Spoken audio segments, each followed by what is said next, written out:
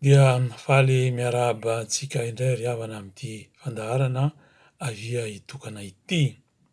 Misaotra an'Andriamanitra isika raha mbola afaka mitanila eto anatrehany mba hifampidinika aminy ary indrindrandrindra hihay ny feony ary hamboraka izay manavesatra ny fontsika. Ka mialohany andrenesantsika ny ten'Andriamanitra dia miangavy anareo ary hivavaka isika. Andriamanitra raina eo, misaotra anao amin'ny fitiavanao anay, nazahoana izao fotoana zao indray. Mamindraha fo aminay fampanota izay. Olona ratsy izay tsy mendrika ary fahavalo raha mitoetray sy ny fanaonay ary ny fomba fietsika anoloana anao. Ko mangataka anao indrindra, mamindraha fo aminay ary mitenena fa mihaino izahay mpanomponao. Amin'ny anaran'i Jesosy Kristy Tompo. Amen.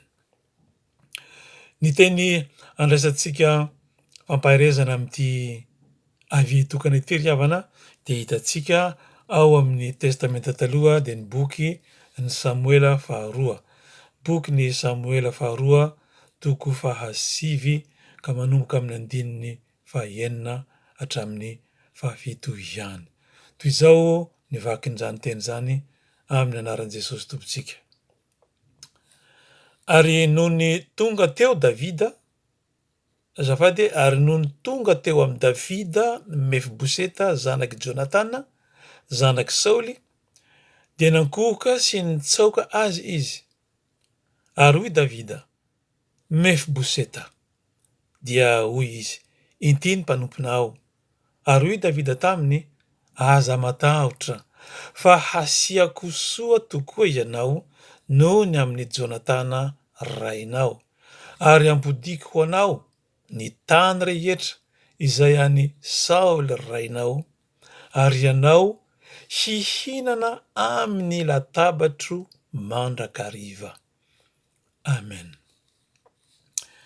Rava malala amin'ny Tompo ampitomboina aminareo mandrakariva ny fahasoavana sy ny fiadanana avy amin'Andriamanitra raintsika sy Jesosy Kristy Tompo. Amen. Ao amin'ity tantara ity dia mahavariana, mampihetsim-po tokoa mahita ny nampiakaran'ny Davida any Mefiboseta izay tamingan'ny Saoly. Ary raha mamaky izany tantara izany isika dia ahitantsika taratra ihany koa ny fahasoavan'Andriamanitra izay arotsany amintsika olombelona mpanota. Jereo tsara ary. Nandray ny fanjakana Davida. Talohan'izao anefa fantatsika tsara ny aminy sy ny amin'ny Saoly mpanjaka. Saoly mpanjaka dia nanenjika azy fatratra noho ny fialonana sy ny fankahalana, ary matetika mihitsy no nitady hahafaty azy Saoly. Ary raha nisy fotoana nazahoan'i Davida namonina hahafaty an'i Saoly dia tsy nataony izany satria olom-bafidin'i Jehova izy. Dia tsy mba nitady izay hanimba an'i Saoly izy. Ary Saoly, i Davida dia nifankatia, mpinamana, ampo, ampanahy amin'ny Jonatana zanaky Saoly. Inona ny zavatra nitranga? Rehefa nandray ny fitondrana ary Davida dia ataontsika hoe ny asa voalohany amin'ny mahampanjaka azy izay ho tanterahiny dia nitady izay tamingan'ny Saoly, izay taranaky Saoly satria fantany manko fa maty ny taranaky Saoly. Ka sao dia mbola misy ihany mba hanehoany famindrampo, mba hasiany soa araka ny filazany azy eto. Hoy manko izy, mbola misy sisa ihany va ny tamingan'ny Saoly mba hasiako soa. Dia nolazaina taminy ary fa misy zafikely Saoly tavela any, Mefiboseta. Ary nitsindriany olona tsara fa malemy tongotra Mefiboseta. Fa nahoana re? Nahoana no nampiomanina Davida fa malemy tongotra ity zafiny Saoly ity. Nisy tantara manko ao amin'ny Samuela toko 15 io Samuela 2 io ihany, tamin'ny nahazahoany Davida ny Jerosalema tanànan'ny Jebosita. Nahivava tamin'ny Davida ny Jebosita tamin'izay.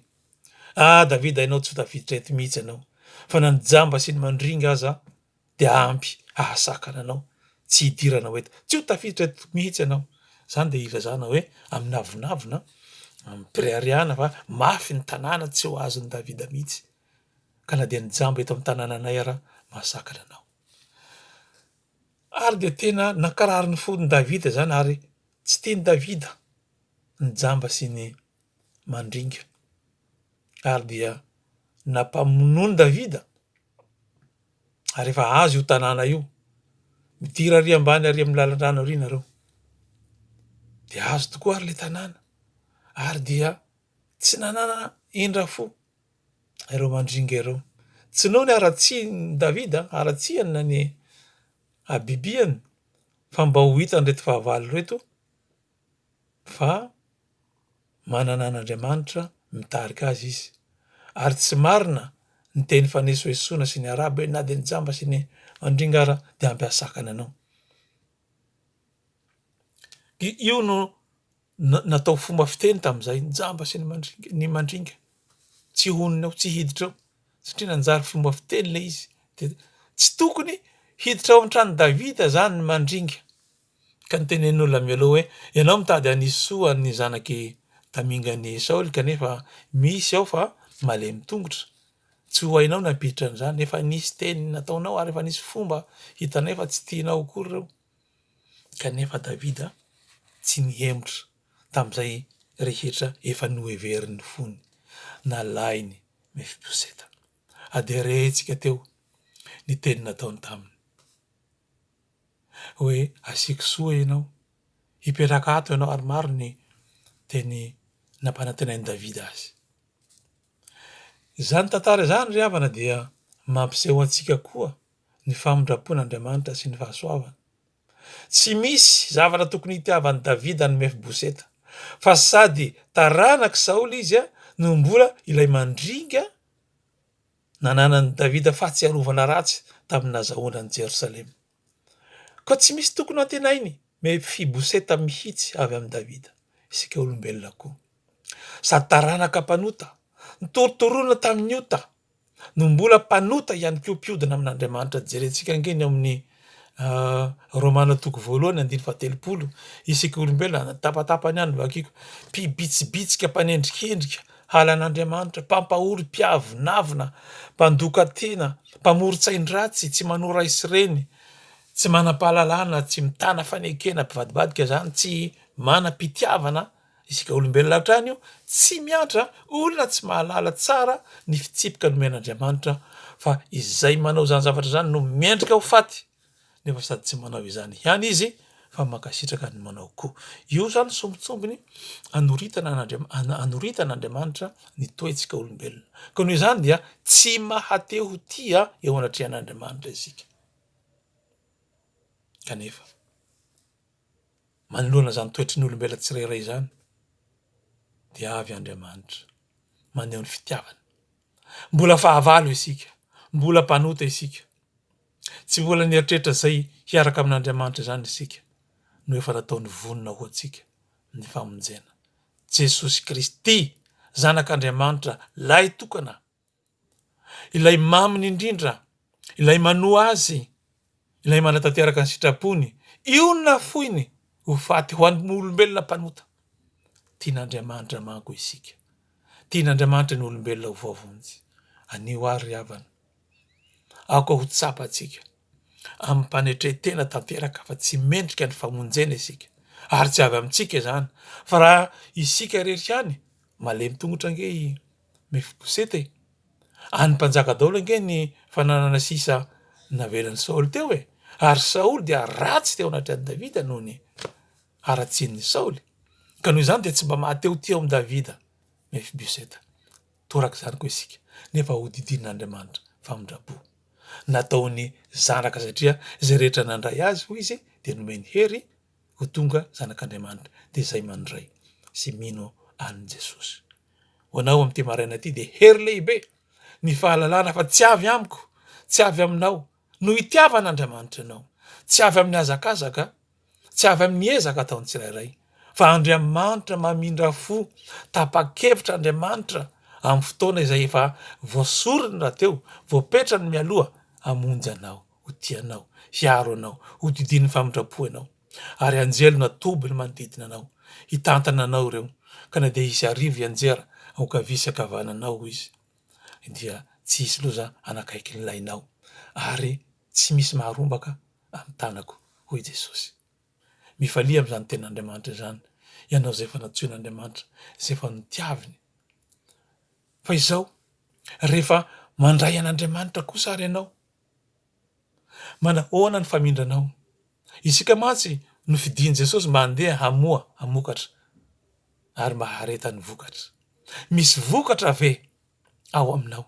Davida anie, Davida, hoy Andriamanitra tamin'i Davida, izaho nahita lehilahy araka ny foko, izay anao ny sitrapoko. Mirehary am'zany Andriamanitra. Raha petraka amiko sy aminao ary ny fanontaniana am'ty maraina ity. Misy tokony ampireherean'Andriamanitra ve amiko sy aminao? Izaho nahita lehilahy, izaho nahita vehivavy araka ny sitrapoko, de manao zay tokony nataon'i Davida koa. Davida manko dia lehilahy araka ny fon'Andriamanitra.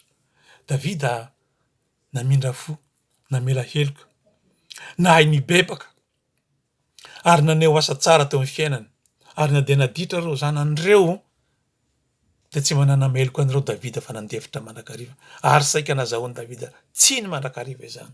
Mora Davida. Izaho sy anao mba mora koa ve? Raha pastora aho, raha mpitandrina, raha mpiandry, mba mora amin'ny ondrin'Andriamanitra koa ve? Ianao fiangonana, ianao fifoazana, mbola araka ny fon'Andriamanitra koa ve ianao? Mbola afa-po aminao ve Andriamanitra mijery nataonao, mandinia tena ary havana? Aza variana amin'ny hoe mino fifoazana, kristianina, mivavaka, de nio natao. Moa ve afaka matoky isika fa Andriamanitra hiteny hoe lehilahy araka ny foko, vehivavy araka ny foko, fiangonana araka ny foko. Fanahy masina ne hibitsika amin'ny fotsika, aizantsika mamantatra ny sitrapon'Andriamanitra, manarina ny tsy mety, miverina amin'Andriamanitra. Fa fony fahavalo isika nitiaviny tsy maika, isika efa zanan'izao hoe mandehana soamatsara fa Andriamanitra miasa hanamasina anao, ary ianao dia ahavokatra tokoa eo amin'ny fiainanao. Vonahitra ny ao an'Andriamanitra zay vazo hatramin'ny talohan'indrindra ka mandrakizay. Amen.